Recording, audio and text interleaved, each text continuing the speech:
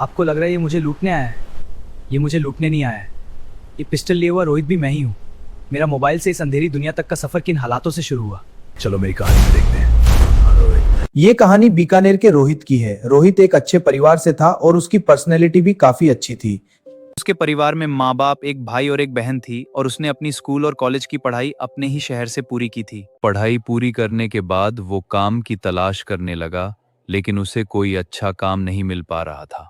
तभी चलते चलते रोहित को अपने स्कूल का दोस्त रमेश मिला।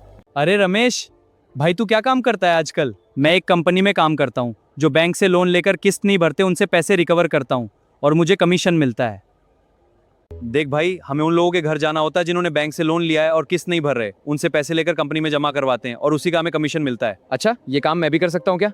हाँ क्यों नहीं, मैं तुझे लगवा दूंगा। रमेश ने रोहित को रिकवरी एजेंट बना दिया और रोहित भी वही काम करने लगा, लेकिन नया होने की वजह से उसे लोगों से पैसे लेने में काफी परेशानी होती थी। भैया पैसे देने का टाइम हो गया, अभी नहीं है, जाओ यहाँ से। लेकिन सर प्लीज। एक दिन रोहित एक कस्टमर के यहाँ गया। उसी गली में उसका एक दोस्त सुशील भी रहता था, जो उसके साथ कॉलेज में पढ़ता था। अरे रोहित, अंदर आ भाई। यार बता क्या कर रहा है आजकल? रिकवरी एजेंट का काम कर रहा हूँ, तू बता। मेरी मोबाइल की शॉप है मार्केट में। भाई मैं भी ये काम कर सकता हूँ क्या? हाँ, एक लड़का छुट्टी पर गया है, तू उसकी जगह काम करके देख ले, अच्छा लगे तो यहीं रह जाना। ठीक है भाई। ठीक है भाई।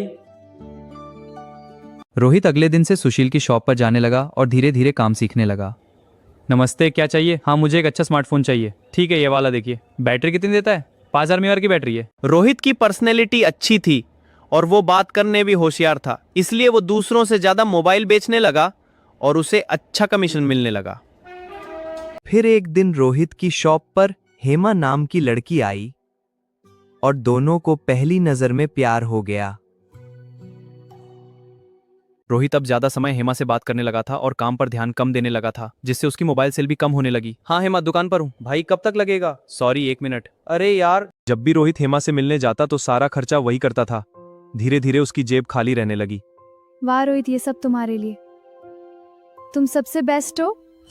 एक दिन रमेश का फोन आया और उसने कहा, क्या भाई मिलने नहीं आता, फोन नहीं करता, बड़ा आदमी हो गया है क्या? रोहित ने कहा, नहीं भाई, काम में टाइम नहीं मिलता। रमेश ने उसे पार्टी के लिए बुलाया, लेकिन रोहित ने मना कर दिया। फिर रमेश ने कहा, तेरे घर के पास ही मिल ले। रोहित वहां पहुंचा, रमेश से हेलो करता है, बैठता है। बाकी दोस्त पार्टी कर रहे थे। तभी अचानक पुलिस आ गई और सभी को पकड़ कर ले गई। रोहित को उस रात लॉकअप में बितानी पड़ी, जिससे उसे रमेश पर बहुत गुस्सा आया। तूने मुझे यहाँ फंसा दिया। रमेश कहता है, तुझे देख लूंगा। कुछ दिन बाद दीपू नाम का एक लड़का रोहित की दुकान पर मोबाइल बेचने आया। रोहित ने पूछा, चोरी का तो नहीं है? इसका बिल देखकर मोबाइल खरीद लिया। भैया मोबाइल लेना है, चोरी का तो नहीं है। कुछ दिन बाद पुलिस दीपू को साथ लेकर आई और चोरी का मोबाइल खरीदने के आरोप में रोहित को पकड़ लिया। रोहित कहता रहा, मेरी कोई गलती नहीं है, मुझे छोड़ दो। रमेश बोला, कहा था तुझे देख लूंगा। रोहित समझ गया कि रमेश और दीपू ने मिलकर उसे फंसाया है। जेल से बाहर आते ही रोहित ने मार्केट में रमेश को बुरी तरह पीटा और पुलिस फिर रोहित को पकड़ कर ले जाती है। इस बार रोहित 6 महीने के लिए जेल गया, जहां उसकी मुलाकात एक बड़े गैंगस्टर से हुई और दोनों अच्छे दोस्त बन गए। भाई क्या जुर्म करके जेल में आए?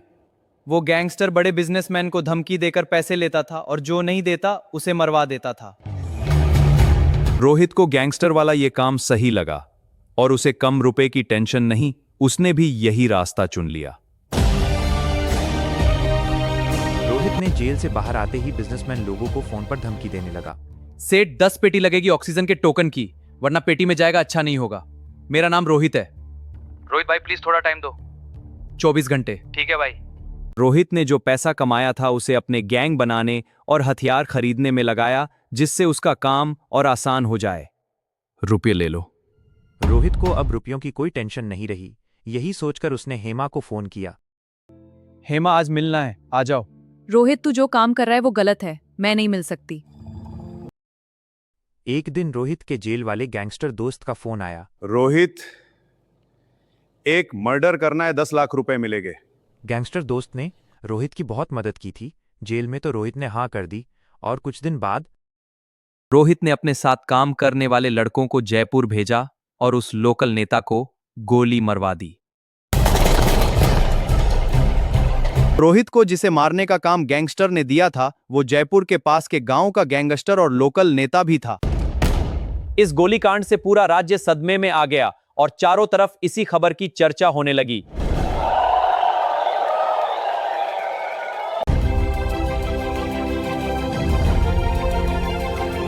पुलिस ने हत्यारों को पकड़ लिया और पूछा किसने भेजा, तो उन्होंने रोहित का नाम बताया। हथियार नीचे रखो, अब बताओ किसने भेजा तुम्हें? साहब, रोहित ने भेजा था, हम पर मजबूरी थी। हाँ, रोहित का ही नाम है। रोहित को इस बात का न्यूज़ देखकर पता चल गया और वो पहले नेपाल भाग गया और वहां से विदेश चला गया।